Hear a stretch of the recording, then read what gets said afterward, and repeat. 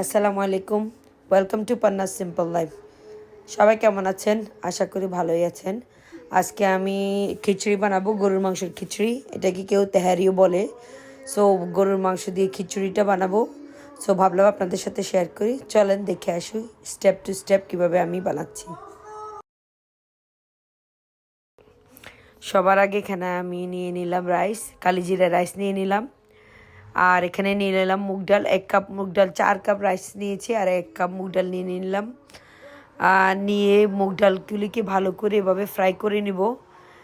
হালকা একটু ফ্রাই করব যেন কালারটা একটু চেঞ্জ হয়ে আসে। আর যখন অনেক সুন্দর একটা মুগ ডালের গ্রান বের হয়ে আসবে তখন মনে করব মুগ ডালটা রেডি। সো মুগ ডালটাকে আর চালটাকে এখন মিক্স করে নিব একসাথে।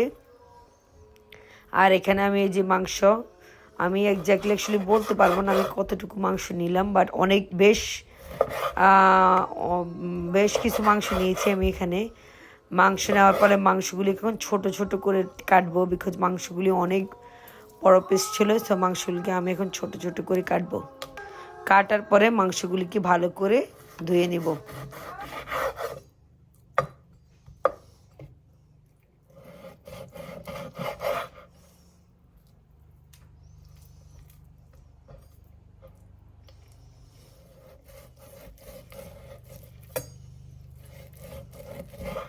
সো এই যে ডালটাকে ভেজে রাইসের সাথে মিক্স করে এটাকে ধুয়ে 10-15 মিনিট পানির মধ্যে ভিজিয়ে রাখবো।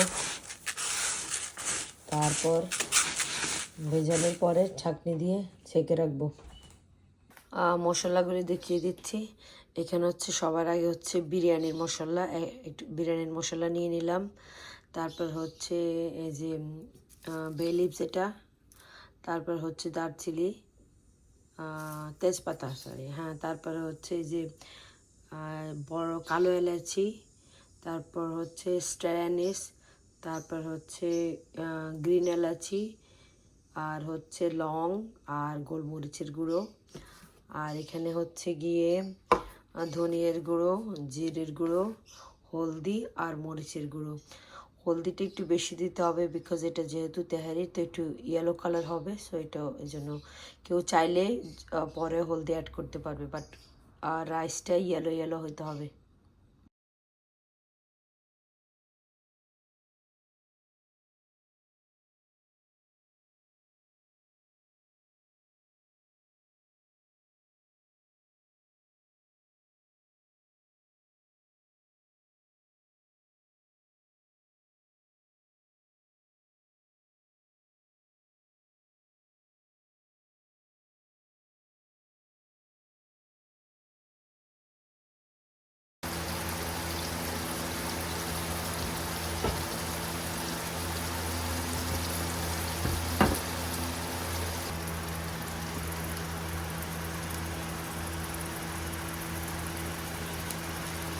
আদা, এখন রসুন,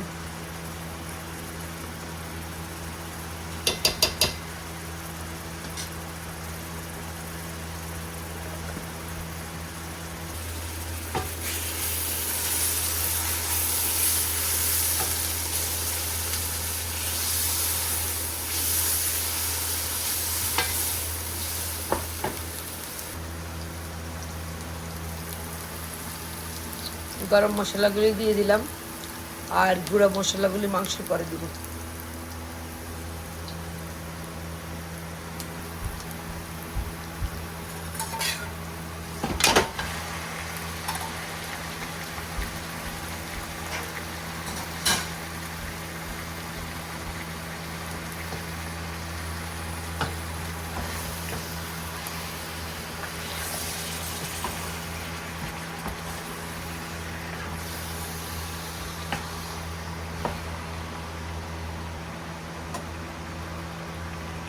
মশলাগুলি দিয়ে দিব, জিরা, ধনিয়া, মরিচ আর হলুদ।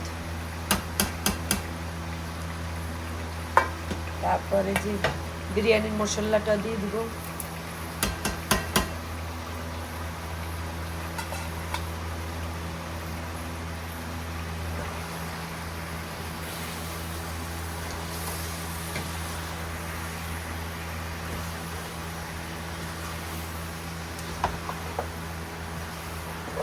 ভালো করে মিক্স করে নেব।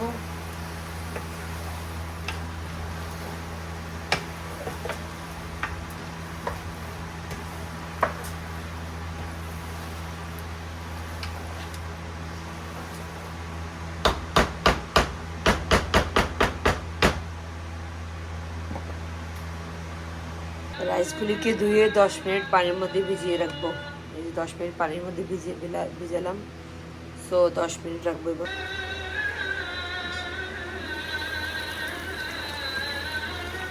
আমি মাংসের মধ্যে এখনো একটু পানি দিই নাই, এটা মাংসের পানি।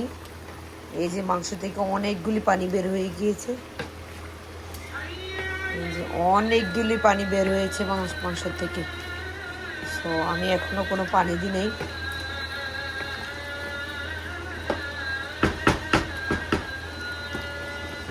এটাকে কভার করে রাখবো, পানিগুলি ভাবে শুকিয়ে ফেলবো।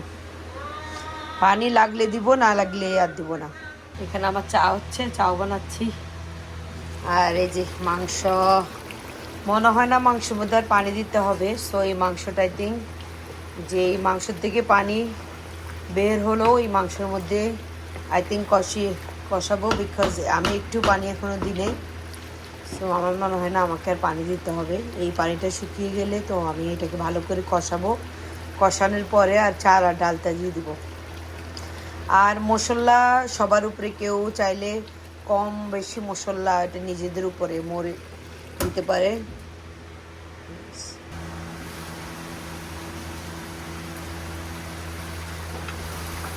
মাংস থেকে তেল উপরে চলে আসছে। মাংসগুলিকে আমি ভালো করে কষাচ্ছি, একদম ভালো করে এখানে কষাবো এগুলিকে। আর তেল উপরে চলে আসছে। এই মুহূর্তে আমি এখন এখানে একটু বাটার দিয়ে দিব, বিকজ এই মাংসটা এখন রাইসের সাথে কুক হবে। সো আমি এই জন্য এখানে একটু বাটার দিয়ে দিচ্ছি, একটু বাটার দিয়ে দিলাম। যেহেতু এটা এখন এর সাথে কেউ চাইলে ঘিউ দিতে পারে, আমার কাছে ঘি নেই, সেই জন্য আমি বাটার দিয়ে দিলাম। বাটারটা এই জন্য দিলাম বিকজ আমি রাইসটা এখানে পাকাবো এই মাংসের সাথেই। তো ওটার জন্য ইনাফ আমার কাছে অয়েল নেই। সো ঘিটা দিলে ফ্লেভারটা একটু ভালো হয়, লাইক বাটার। আমি বাটার দিয়ে দিলাম, দিয়ে ভালো করে এখানে কষাবো।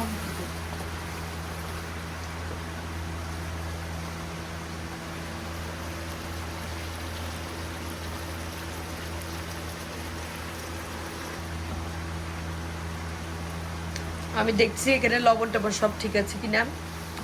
এই মুহূর্তে তো সব ঠিক আছে। যখন রাইস দিব তখন মেবি একটু লবণ লাগবে, বাট এখন তো সব ঠিক আছে। মশলা, লবণ, ঝাল সব ঠিক আছে আমার জন্য। একটু কেওড়া জল দিয়ে দিব মাংসের মধ্যে।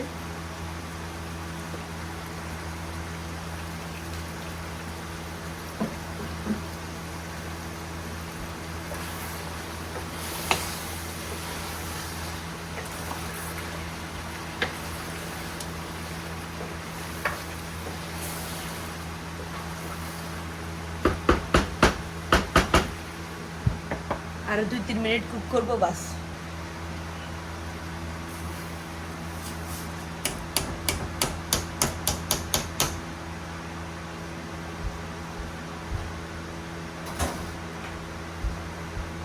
রাইসটাকে আমি এখন এই মশলার সাথে কয় মিনিট ভাজবো, মেবি 2-3 মিনিট ভাজবো, তারপরে পানি দিব।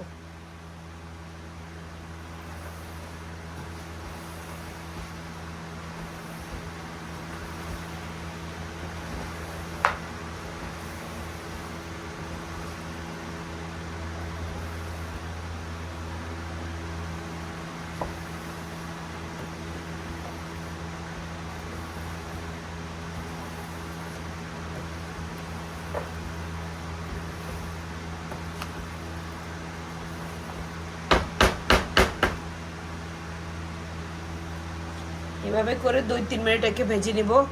আর আমার মনে হচ্ছে এখানে হলুদ একটু কম, আমি এখানে একটু হলুদ দিব, বিকজ এটা যেহেতু হলুদ কালার হবে। সো এটার মধ্যে আমি একটু হলুদ দিয়ে দিব আবার। সো এখানে ছিল 4 কাপ রাইস আর 1 কাপ ডাল ছিল। সো আমি 4 কাপ রাইসের জন্য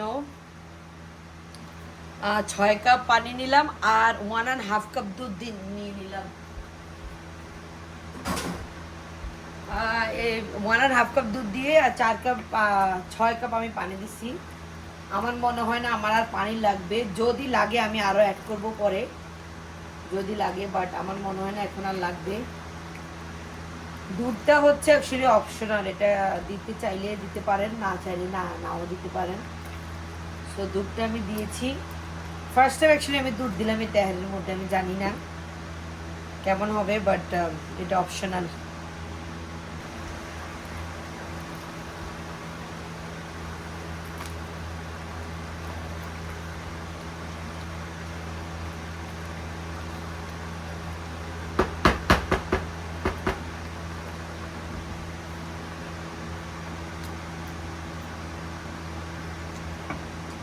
মেবি একটু লবণ লাগবে, সো একটু লবণ দিয়ে দিব।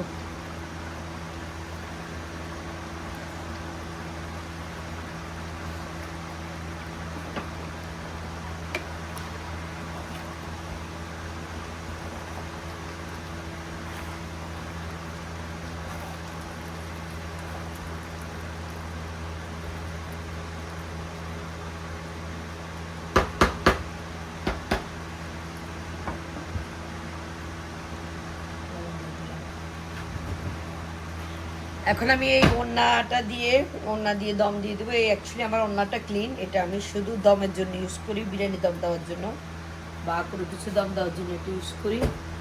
সো এটাকে আমি এখন এই যে দম দিয়ে দেবো।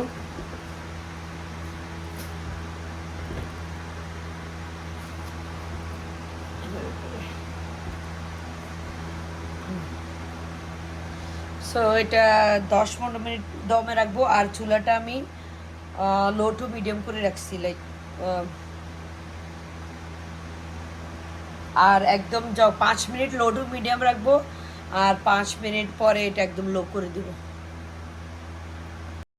10 মিনিট দমে দেওয়ার পরে রাইসগুলি ভালোভাবে সিদ্ধ হয়ে গেল।